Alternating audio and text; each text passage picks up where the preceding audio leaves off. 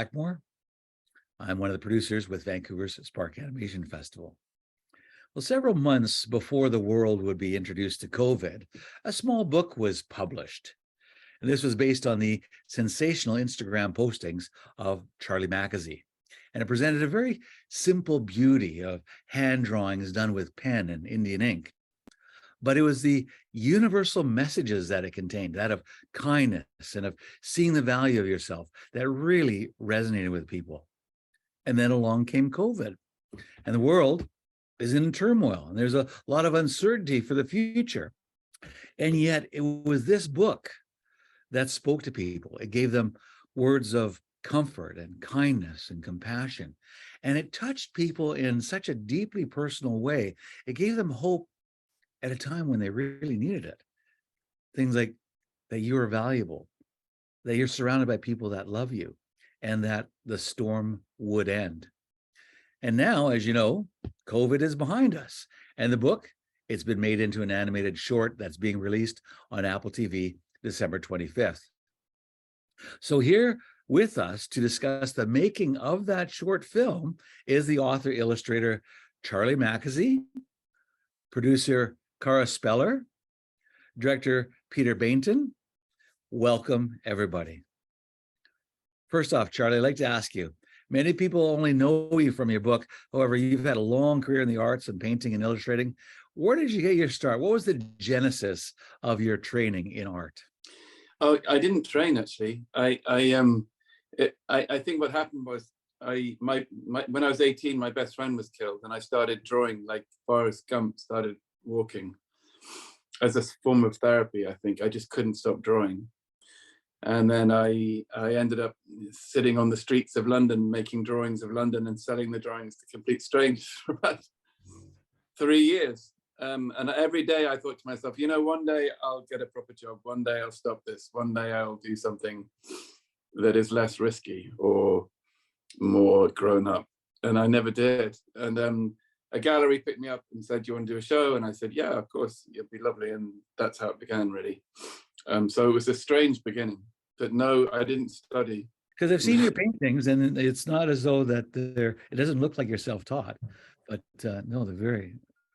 Well, you know, Keith, I think I went to a lot of museums. You know, I used to go to museums and stare at, you know, I was quite obsessed with, you know, drawings. I went to then all kinds of museums and just stared at old master drawings and wondered how they did it. And yeah. Right.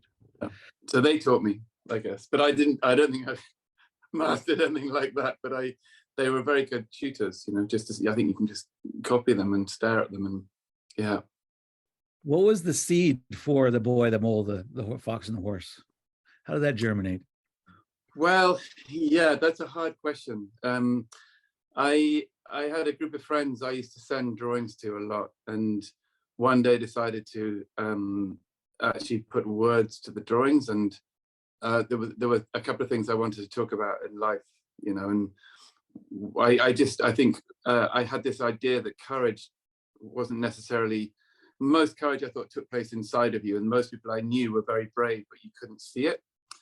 And yet we had all these brave people climbing mountains or brave people doing things, and yet I thought the most courageous people I'd ever met were people who were just getting through life with all kinds of struggle going on around them. So I did the boy saying, what's the bravest thing you've ever said? And the horse said, help. Because I felt that to tell the truth of yourself, wherever you are, if you're struggling, was a truly courageous act, okay? And I discovered that late in life, you know, being a male, particularly English male, who, you know, we're not predisposed to sort of showing weakness. And yeah, I discovered that was quite a strength. So I did the drawing, and then it got quite a reaction. And so I kept drawing and began conversations on a wider level with people on Instagram. And they went on for like a year and a half of just drawing, conversation, whether it's to do with kindness or fear or hope or all kinds of things we talked about. And the characters sort of started appearing. The horse came, I think, third, and the fox came fourth, and they just started milling around each other. And there were other animals around too. I had a penguin, and a polar bear that often featured. But in the end, those 4 characters stayed because they felt like all 4 of them represented different parts of me, and maybe sort of different parts of us. And so yeah, that's how it began. And then obviously the book came out, and then the film began. So yeah, so it was a strange journey, and then a sort of one made in a very messy, awkward circumstances. You know, I'm in the room where I started it, and there's still, you know, mess all over the floor. I mean, you know, this is my room, Right. right? This is not glamorous. It's just thousands of drawings. I haven't changed. Everything seems to be the same. So that's how it is, yeah. And then obviously Clara came along, and then Peter, and we began making the film. Yeah. Let's talk about Yeah, the book and the message in the film, because what I love about this film, which of course is so strongly based on the book, is that there's the medium and the message just perfectly landing. It's a very simple formula that you've struck, but just because it's simple doesn't mean it's easy. First off, my observation was that the book's very unique illustrations. They reminded me immediately of Japanese art. It has a Japanese aesthetic that Sumai, the simple black ink and painted, where they curated in white space. And it has this timeless beauty and complexity. Maybe you could talk about the style that you have with the illustrations. You know, Keith, I've been through many different styles, thick charcoal, thick oils, you know, all kinds of things I tried and tested and enjoyed, you know, in big bronzes. I've done sculptures and everything, but there's something for me about, you know, a dip pen and ink, you know, just a pot of ink. I have dip pens everywhere in this room, and I just dip it in. There's something about beginning thin and going to thick, the fluidity of it and the courage of it. There's no going back, you know, it's there. And as you say, the Japanese kind of in white space, I've always really loved that. And I think it lent itself to writing words as well. So you could use the same, it was great for writing and drawing. And I liked how the words and the drawings fitted together as one thing. So the words became part of the drawing. So in the book, you know, the messages were ones of, you know, all kinds of things to do with encouraging and all those things. And I liked having words written that became part of the landscape. And I find looking at landscape very comforting anyway. I've always felt peaceful when I look at, you know, trees or hills or whatever. And I wanted the words to sort of be imbued into that landscape as well. And obviously in the film, you don't see words, but that because I wanted to draw and write together, that was the medium I chose, and therefore that was the medium that's in the film. And I think they've done such an incredible job. I mean, looking at Peter and Cara and everyone on the team, just unbelievable. They've managed to make a film that really reflects the drawings in the book. Is that was what I was worried about, actually, when at the beginning. I just thought, oh, is this achievable, you know? Yeah, we'll talk to them. We'll find about that, but I want to talk about the message, because that's the other aspect that's so beautifully interwoven. Because some people see the elements of, like, say, Wind in the Willows and Winnie the Pooh, but myself, as a spiritual person, I was immediately struck by the spiritual message that it contained. And I was reminded of an aunt who was a missionary, and her words of kindness. She would say, when you don't know what to say, always say the kind thing. And it immediately spoke to me in that on a spiritual level.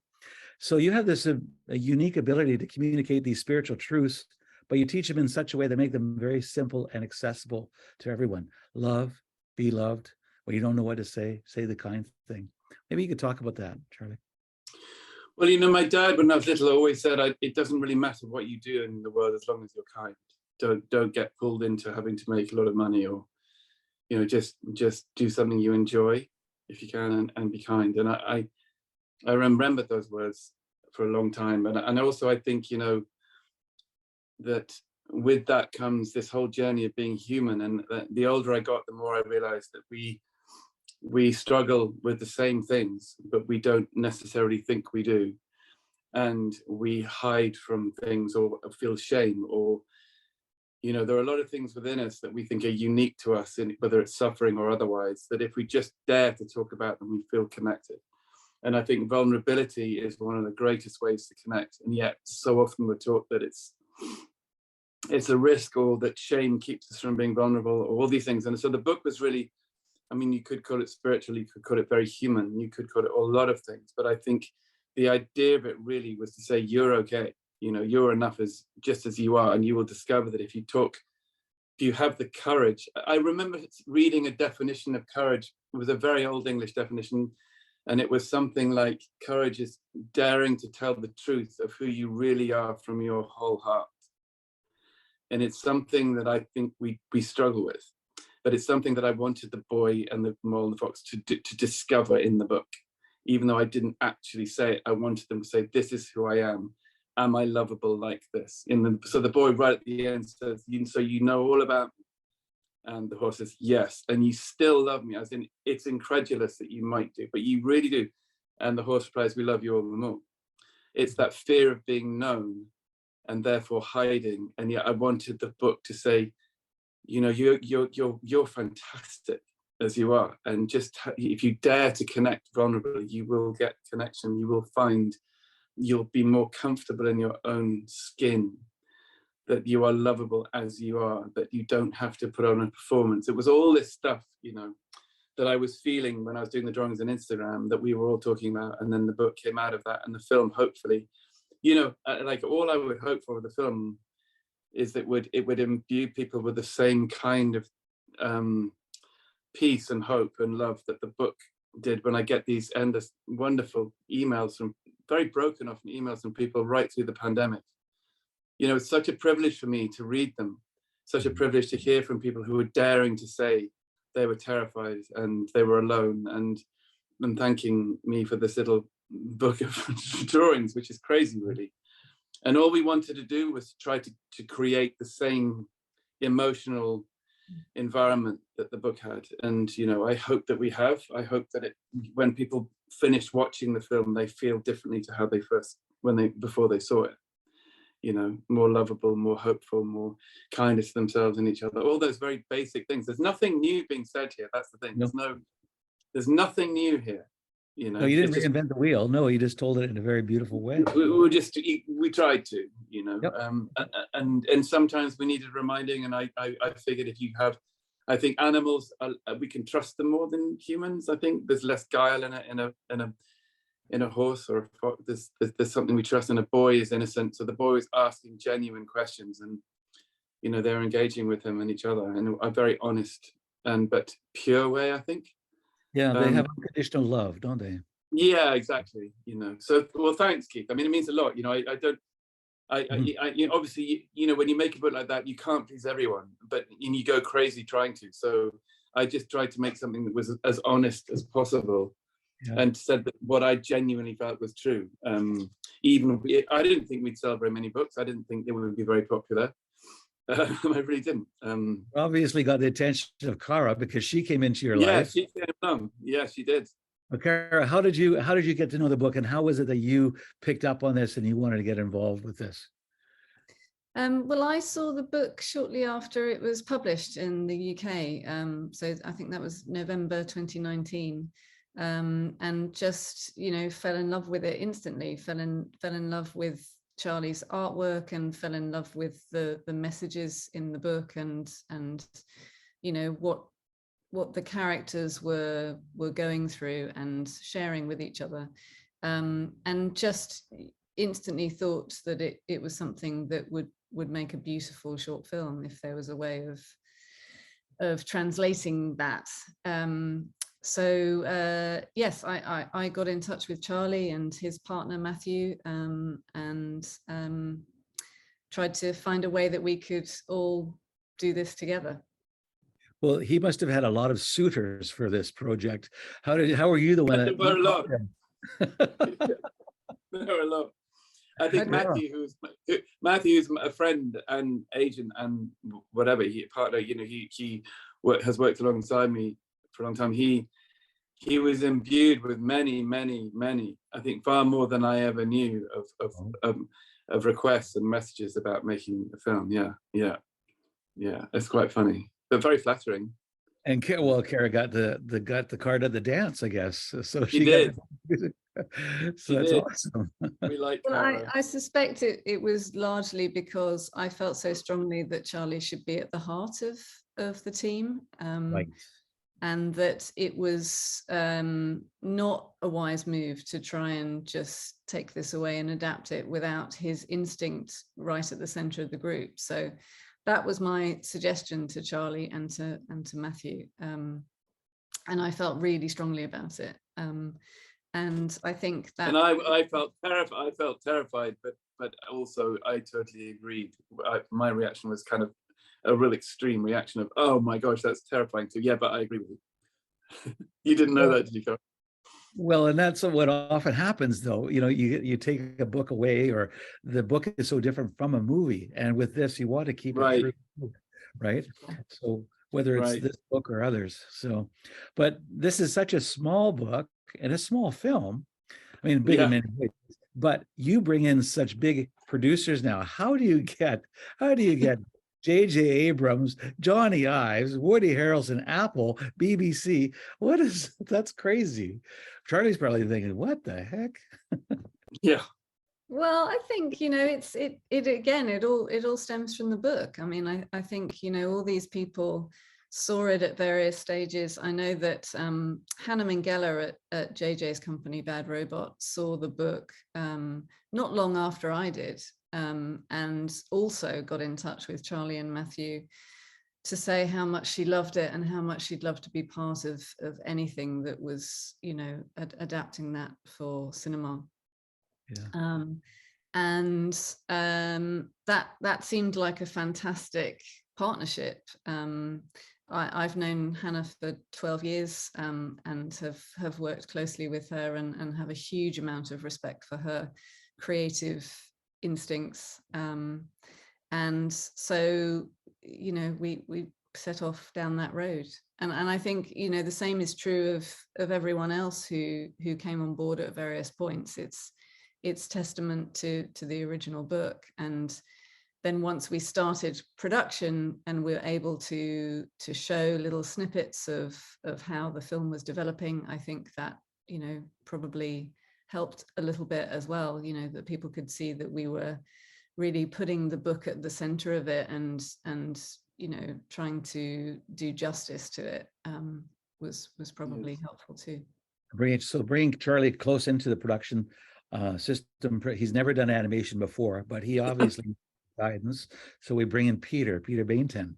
Now, Peter, you're a great animator yourself. You've had great success. You've adapted the best-selling book, The Tiger Who Came to Tea, into a wonderful short, one at Annecy, the jury prize and such. This is a challenge, though. I mean, this is a book with a very distinct style and message. Wouldn't be easy.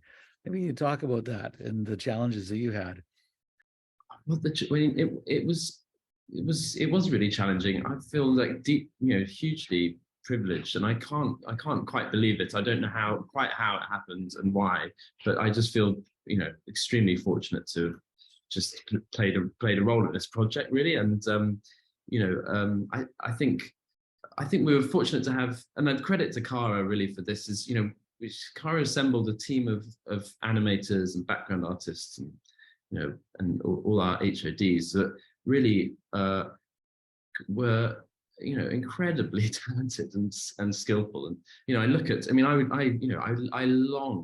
long to be able to animate, like, you know, Andy McPherson or Tim Watts or any of our animators. I would, you know, I'd dearly love to be able to do that. And similarly, I would love to be able to paint backgrounds like Mike McCain, like our art director. So it really is you know, I think it was a huge sort of team effort of extremely, like, talented, skillful artists, you know. There must have been technical challenges too, because Charlie's style is very beautiful. It's very illustrative, but it's also very sketchy. And with that, dipping in the pan of ink, it works great in picture frame. You know, we have a picture frame, it's a still. We have one frame, one and done, right?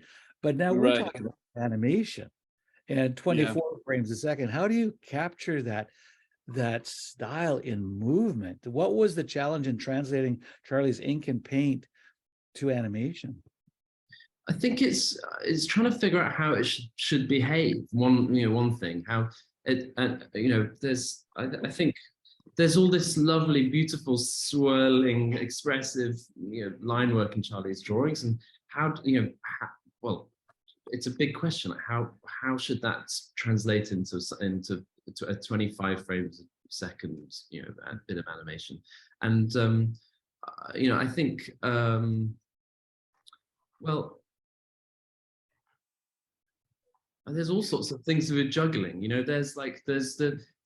knew it had to be underpinned by strong anatomy, which is clear in Charlie's work. Like, even though he can express the back leg of a horse in one fast, like, sort of stroke, you can tell that there's like really a real knowledge of anatomy in underneath, and we knew that we needed to we wanted to have performances that were very naturalistic and subtle and kind of small and not broad. So that I think all added up to making sure we had some character models that were like very, very like solid and so that we could make animation that was almost like was solid enough that it actually then gave the inkers the liberty and the opportunity to do something like looser. Right. Charlie taught us all the way he thinks about his drawing, the way he approaches the thick and thin of his line work, and what these kind of scribbly marks do, not so much like visually one thing, but also emotionally. I think we all there was a period where we were drawing the boys, inking the boy's head, for example, and Charlie was looking at it and thinking, it feels too kind of, doesn't feel messy enough. It used to feel, and we would add these like these swirling, these what we called thinking lines, and I think it does sort of it creates a it's not just a visual thing, it has a sort of emotional and characterful kind of meaning to I think as well. I think Keith, just to kind of go into what Peter's saying, what I felt was if you draw a very neat boy, you don't have so much empathy with him because the neatness doesn't look like he needs loving. If he looks kind of cute and neat, we want a bit of, I can't describe it, but there's neat. I think having a little bit of mess makes him more vulnerable, and he is extremely vulnerable, and like we all are. Like, I think he represents us, and so I didn't want to have some perfect representation of neatness. Yeah, well, which would would have been well kept. But to show, if anyone, but if anyone is watching who doesn't know the drawings, I've been scribbling away. I mean, that ink's just dribbled off the fox's tail. But these are hard drawings to animate. Yeah. Look at all that ink. I mean, that's it. That's exactly. So there were sort of particular markers, that we would be looking for, like there's a weight at the bottom of the boy's legs, or the weight of ink beneath the boy's top or at the back of his head. But I think that's when line ceases to be line and becomes shadow, and there's a relationship, a duality of line and shadow in one, which so underneath, so the line goes from thick, as it swoops underneath, it becomes a shadow and a line, whereas on the top it's just a line. And trying to imbue that and teach that and show that was a long journey for everyone. Yeah, wasn't it? Well, and what's really interesting about that, and you're probably picking up on this during the conversation, Keith, is that some of the conversation was almost philosophical. It was we were asking Charlie to break down his drawings and explain to us why a certain thing was a certain way. And of course, this was inevitably questions that Charlie hadn't thought about himself, because he draws from instinct.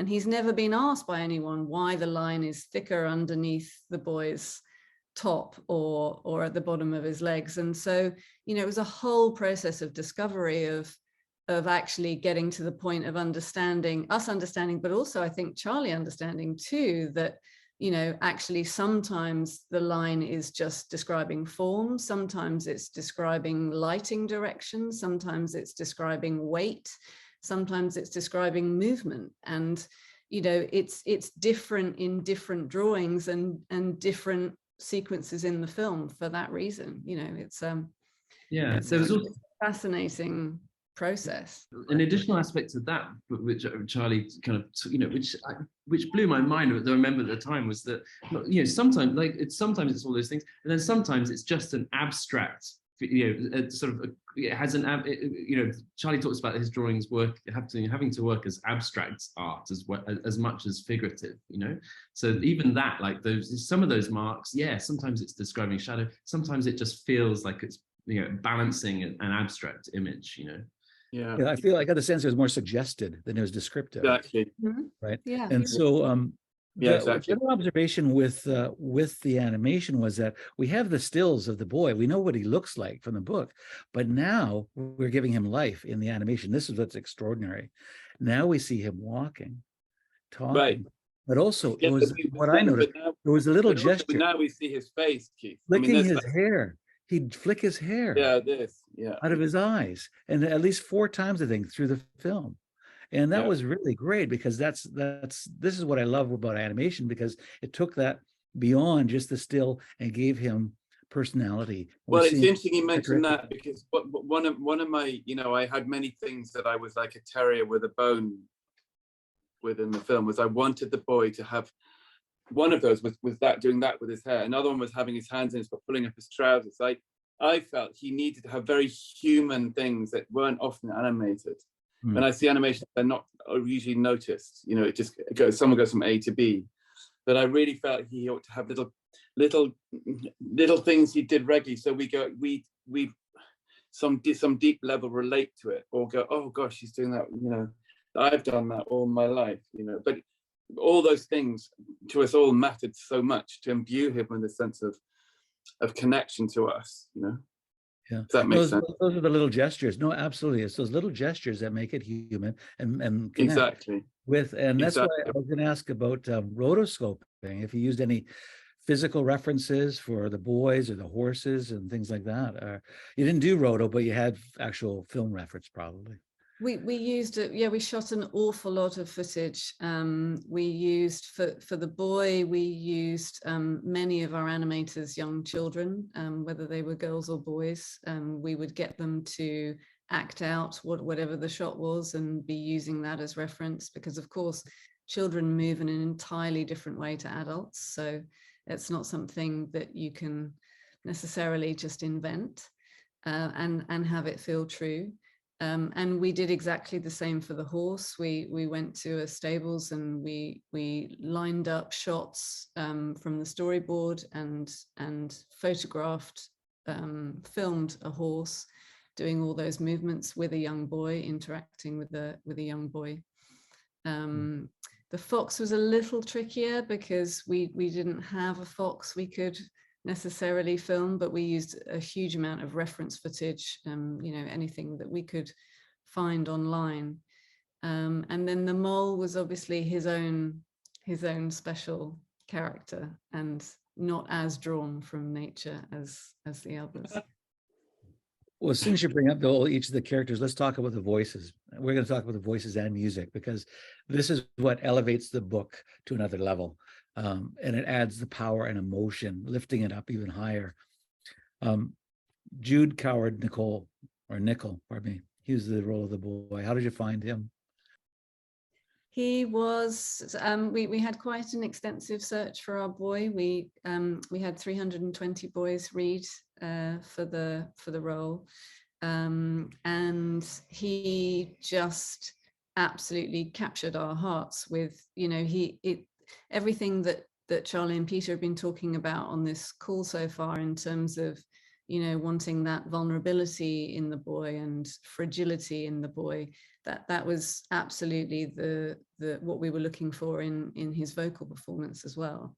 So, you know, even though we heard over 300 very talented young actors, Jude was the one who just instantly made us all want to take care of him, I think. And that was very much the boy as imagined.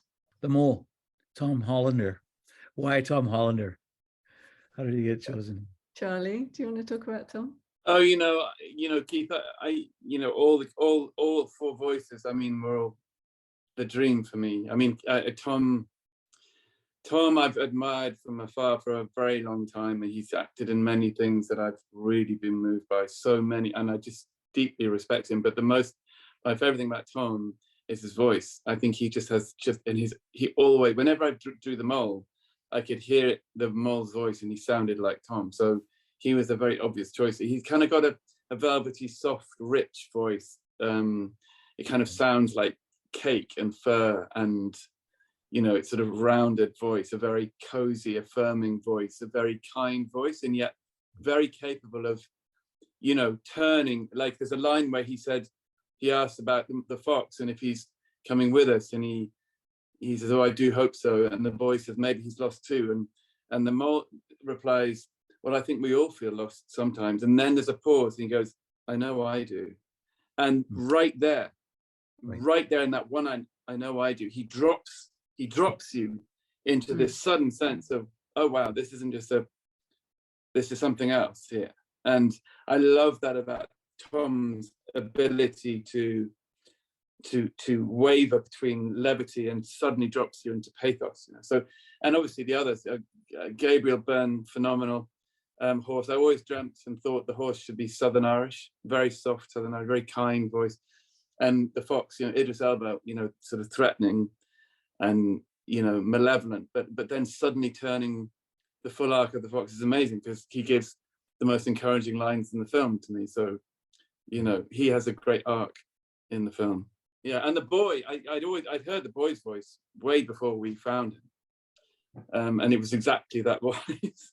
So when we heard Jude's voice, I was like, yes, that's him, we've got him. It was the first voice I heard, and yet we had to audition in another 300 or something. So yeah, it was wonderful. A soft Scottish vulnerable voice that Jude has, it's just a dream for me. The score, as I mentioned, it lifts it up as well. And I found it again. We talk about this Japanese aesthetic, and it reminded me watching Miyazaki. It did. It reminded me of Totoro. There's this scene where they're waiting for the bus, because the score is there. It's very minimalist, but it makes use of the environment as well. So maybe you can talk about that. Your friend, was it Isabel Waller-Bridge? How did she come on board, and how did it get scored?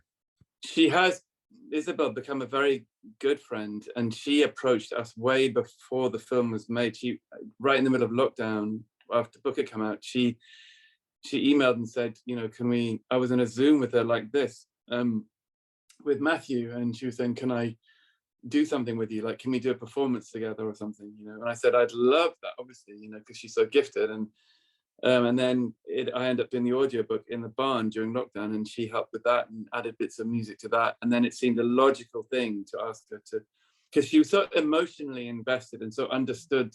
She'd had the book for a long time, and it had moved her. And so she felt very connected to the characters and to the messages, and it had sunk into her being. So I think she was ready to write the score way before we asked her to write the score. So it was a lovely thing, I do feel that with the whole project, whether it's the book and the film, is that people have been drawn to it to work on it. They've almost like just been drawn in, and we haven't had to search very hard for people.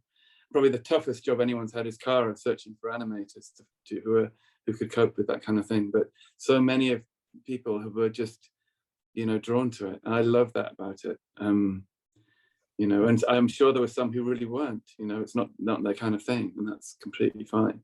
What was the greatest challenge, Carl, in scoring the film to the script?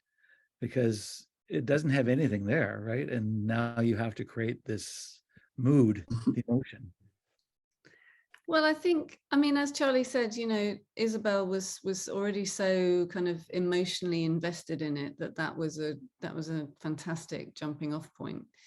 And then I think, you know, we wanted in every single aspect of the production, the book was our anchor line. You know, it was the thing that we came back to 1,000 times a day, you know, to check that the instincts that we were following were true.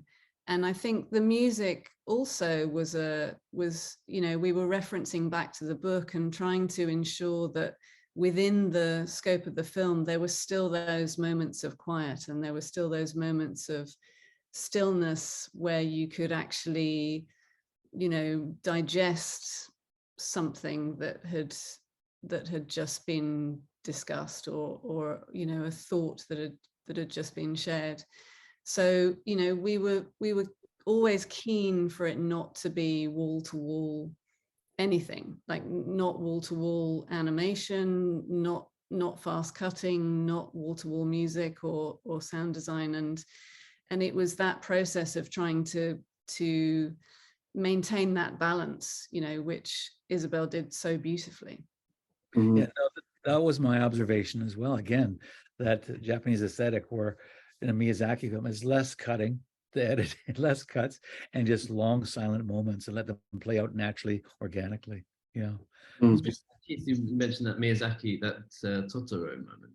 Yeah. I watched that not very long ago, and I was struck at that scene that it's pouring with rain in that scene, but there is no sound design attached to the rain until those drops start falling on the umbrella or something, and which is I don't know, yeah, it's an extraordinary, Like this magical moment, and then they said the sense of yeah. discovery that Totoro has. Yeah, yeah. Yeah, I mean, I But think yeah, in a way similarly, it's like style, a sort of slightly stylized sort of take on sound design. I think we were, you know, Adrian Rhodes, who did our sound design, but was I think, you know, well, I know worked tirelessly for many months, building up like a very rich, and I think, you know, and real sound. You know, you know, watching it in theaters now with good speakers, it strikes me time and time again how like real it feels. Like I feel like I'm in that landscape, you know, just well, from the sounds design. and plus to your point too, or your work, Peter, is also the richly colored backgrounds. I mean, when I saw that on the big screen, it was like, wow, it was just gorgeous. And the feeling of depth that I could walk into and such, whether the post-storm, pre-storm, post-storm moments, it was absolutely gorgeous settings. Maybe you could talk about translating the paintings into the backgrounds and from the book into the film. I think it starts, you know, I remember when we first started storyboarding it, there being 2 or 3 moments when we were storyboarding when I, you know, scribbled a bit like a really big wide shot. Like there's the moments where they're coming down the top of the hill, and the boy says, "Do you have a favorite saying?" And I remember just doing a little scribble of that sort of landscape, and feeling then feeling like we'd I think found something that was going to be important in this film, which was that sense of space, and yeah, and there's a few of those, I think, moments. I mean, the background painting really was you know, Mike McCain, the art director, sort of really had to find a way of painting those backgrounds with Charlie's tutelage, and because I think what we were trying to do is capture the spirit of the way Charlie paints. You know, even though the watercolors in the book are more lightly, you know, they're not as rich in terms of the colors. Well, actually, the nighttime ones are very rich, but the sort of daytime landscapes are quite sort of a little more muted. So it was less trying to match exactly what the book looks like, but more trying to capture the spirit of, you know, the approach to the way Charlie paints, you know. But So that just, they add emotion, and yeah, feel- and again, I think there's a really, you know, there's a real impressionistic quality to the way, you know, the detail like falls off quite quickly into the distance, you know, with the sort of the receding horizons and things like that. One Yeah. thing I didn't ask, I meant to ask earlier, was translating Charlie's pen line to animation. So technically, did you actually have to create new brushes? Because you're doing it digitally, right? Yeah. So did you create new brushes that would emulate that style? Yeah, I mean, do you know what? Actually, funny enough, that was the first thing. I remember the first afternoon I started work on it, which was in I think November, December of 2020. And the first thing I did, I sat down and thought, well, you know, here we go. You know, how on earth is this going to? And I thought, well, what we're definitely going to need some sort of digital ink nib, you know. So it was the first thing I did was make this Right. ink nib that we ended up using. Yeah. And that was used throughout for the style. Yeah. So you have a finished film. You've had it screened in Los Angeles and San Francisco.